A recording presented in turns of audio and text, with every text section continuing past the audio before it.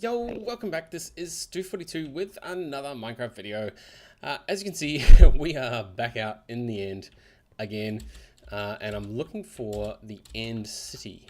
The reason I'm looking for the end city is there are chests of loot there, including a bee called the steadfast bee, which is one of the bees I'm going to want to use going forward. So let's just go through to here.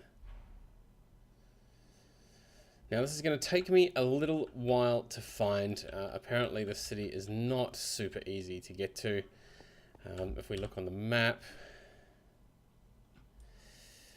yeah, so the central island is there. We're all the way down here. We're going to need to look around for quite a bit. So I'm going to keep hunting. If I find this end city, I will come back to you and we'll see where we go from there. So see you in a bit. So I've done a bit of exploring. As you can see on the map, we've come from the end island. So here's the center all the way up here. We've warped down to here, managed to go across some land bridges. You can see the little bridges I've made, though I walked around that way. And all the way down here, we can see this patches of purple, which is this, the end city. Now I've never been to the end city before, so I have no idea what to expect. I do, however, know that there's stuff in here that I want.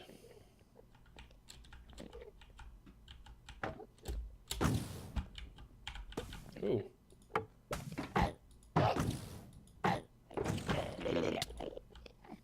Ooh, this...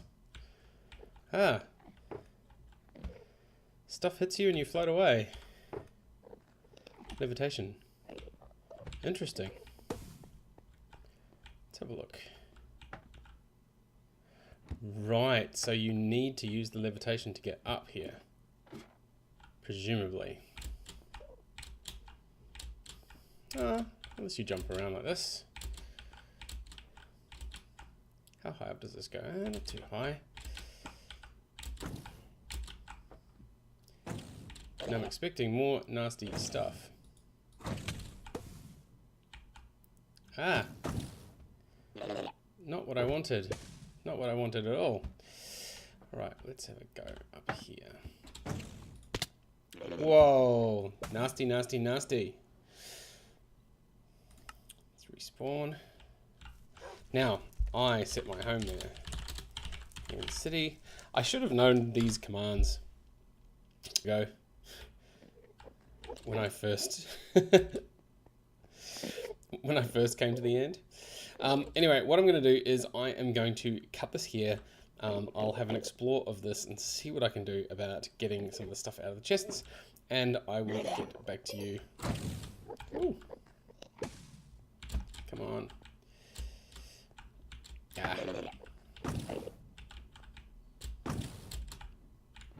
Oh, I must have been able to... there we go. Now let's get hit by some of these. Cool. Anyway, as I said, I'll be back in just a sec once we've got my stuff back, and I'll see how I can go about getting the rest of the stuff at the top of this tower. See you in a bit. So that other end city was a bust, but look at this one. This one is quite a bit bigger. It looks like we may have more luck over here. I'm gonna have to bridge across there first and then have a look. We'll see what's in this one. Hopefully, because it's bigger, we'll have, you know, more chests and more opportunities for some steadfast bees. See you in just a bit. So it turns out that bigger is not always better, at least when it comes to these end cities. This second one I have been through.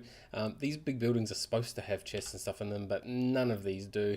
Same as the other end city, didn't have anything in there. The only loot they have, which is still pretty decent loot, is actually across in the end ship across here.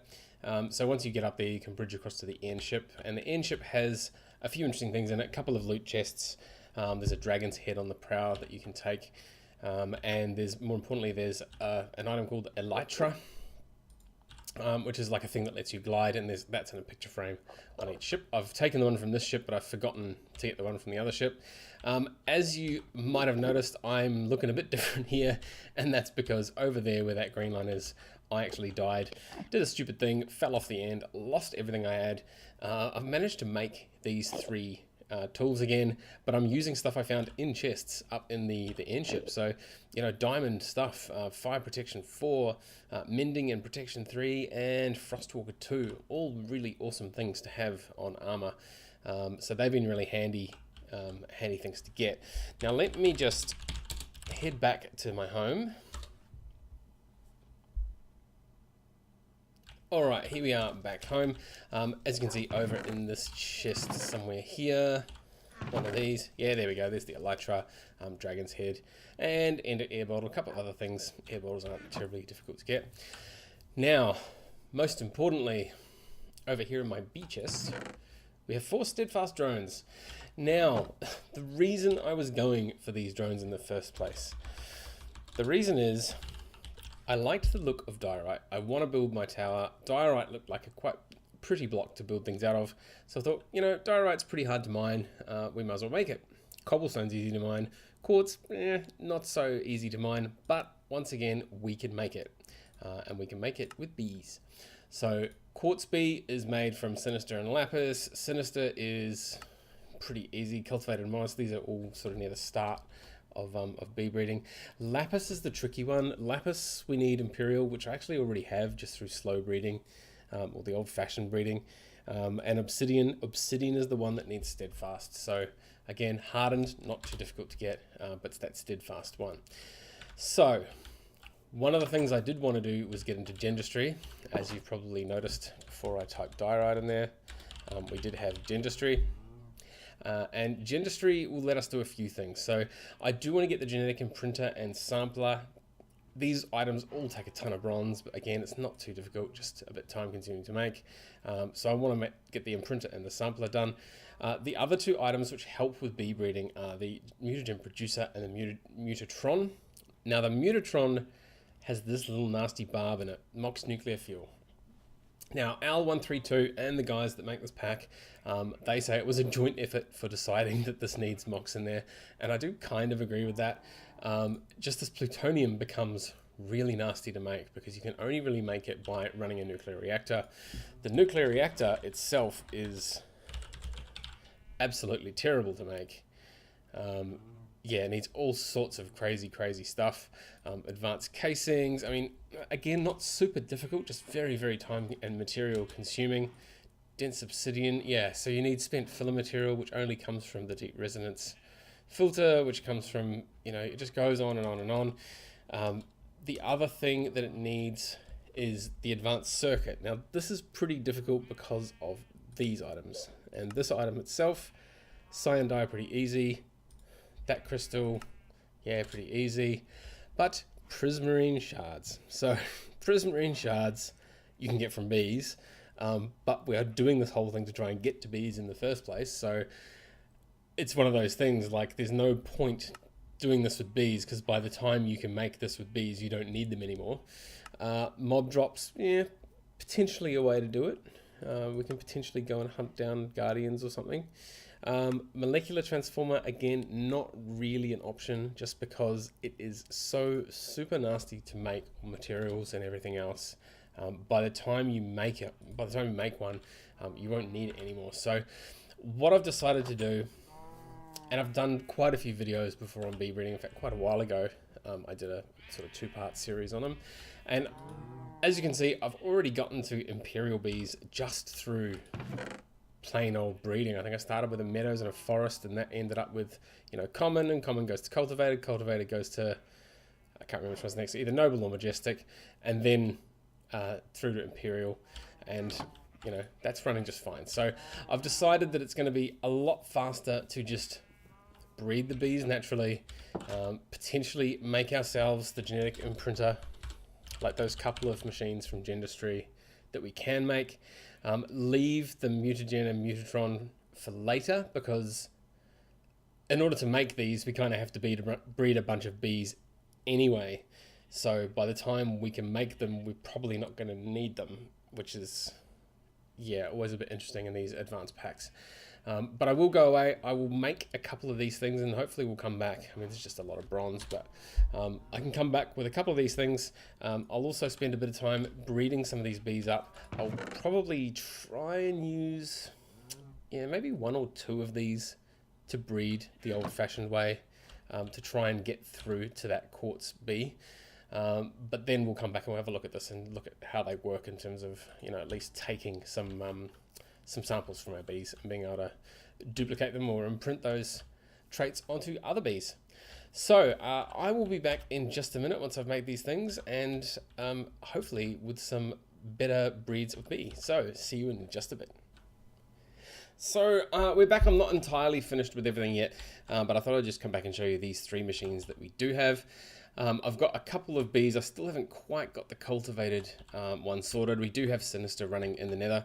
The other thing that I've managed to get working is the HV capacitor, which I'm sure a lot of you were telling me when the video came out for the arc furnace, just how wrong I was doing it. Turns out you just need to hit it, or right click it with the engineer's hammer, blue for input, orange for output, and nothing for nothing. So all of my power now properly gets fed into this capacitor first, and then out to everything that needs it, which should speed up the arc furnace in bits and pieces, although this cable could be a bit better.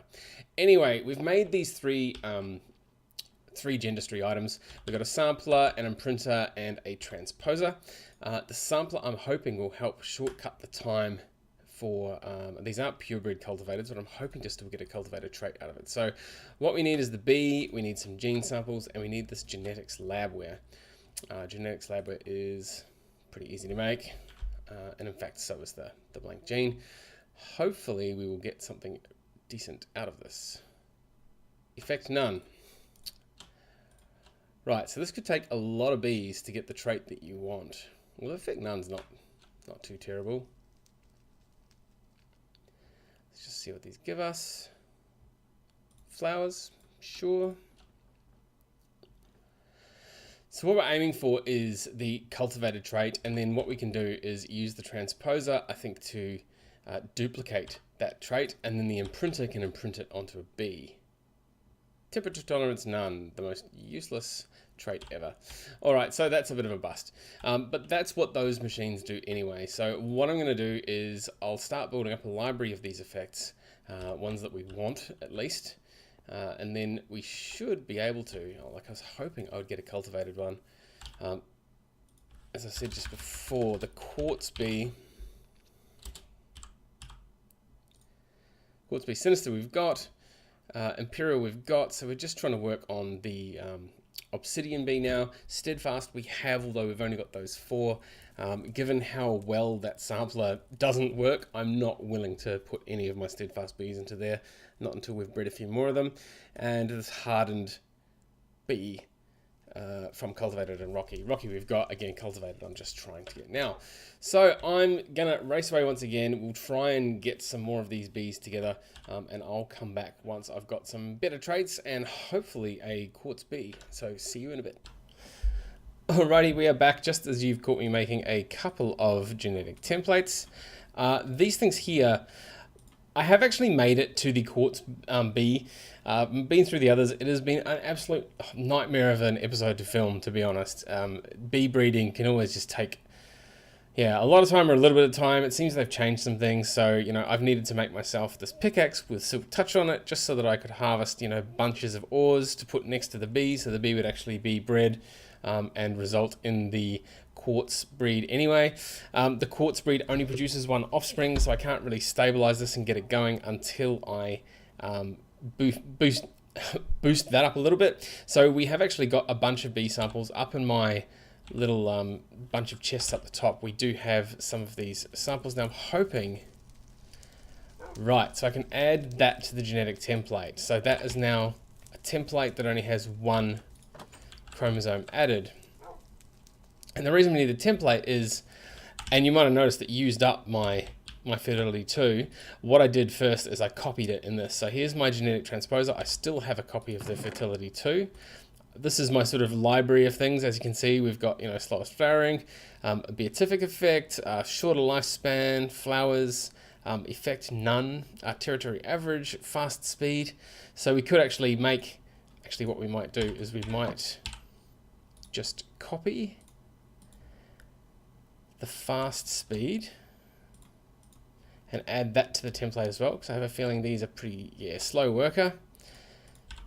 So what we'll do is we'll get that, and this will make speed fast, fertility 2, fantastic. So that's going to be our genetic template for this.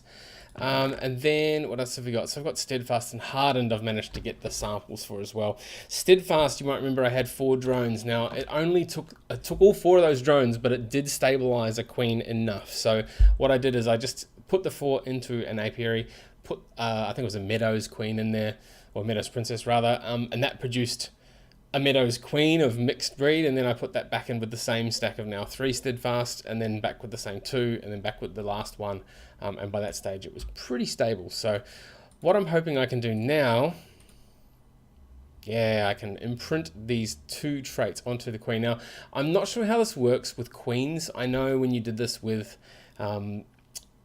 whatever the other model, extra bees, with the old way of doing things with liquid DNA and all that sort of stuff, this wouldn't work very well imprinting a queen because there's a whole like recessive trait line that's hiding in there. So that's now a fast worker, and hopefully will produce us 2. Now, the other thing that's been a bit annoying, I've had to be out here in the desert for this, so I can now put this queen here. That's going to run fantastic. We've got our crystal comb. As you can see, the redstone ore's there. I could probably imprint like flowers none onto it if I have that somewhere, which I think I do. And that would, you know, help quite a bit. But for now, what we're going to do is we're going to get this item conduit. And once we get the temperature tolerances and things like that, that's going to be even better. So what we're going to do is we're going to hook it up like that. Drones in the bottom. Princesses in the top. Now I do have a, let's just put this out here. Now this is going to be an insert. This is going to be an insert with a filter. And what we're going to do is we're going to set this to a higher priority. So it'll try and go in there first. Oh, we don't need to go over. And this is going to be an insert with the other filter. It's also going to be a higher priority. And then this one here is going to be the last one to put things into. This here, we are going to set it to never active at the moment. This is nighttime. I am going to put some of these out, because we're going to get attacked pretty soon. So what I'll do is I'll let this run. This is not going to work at nighttime. Again, to add to that genetic template that we have, which is back at the other base. I haven't even claimed this chunk yet. Let's just set it to chunk load.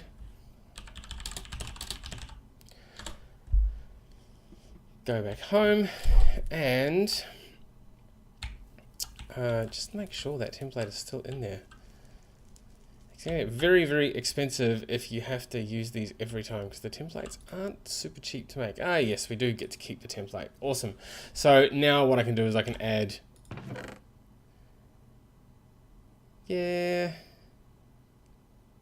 probably nothing there at the moment, but we will get some better traits for that. Oh, and we'll put our fast speed back over here. Cool, and put some labware back in there, and put some of those back in there.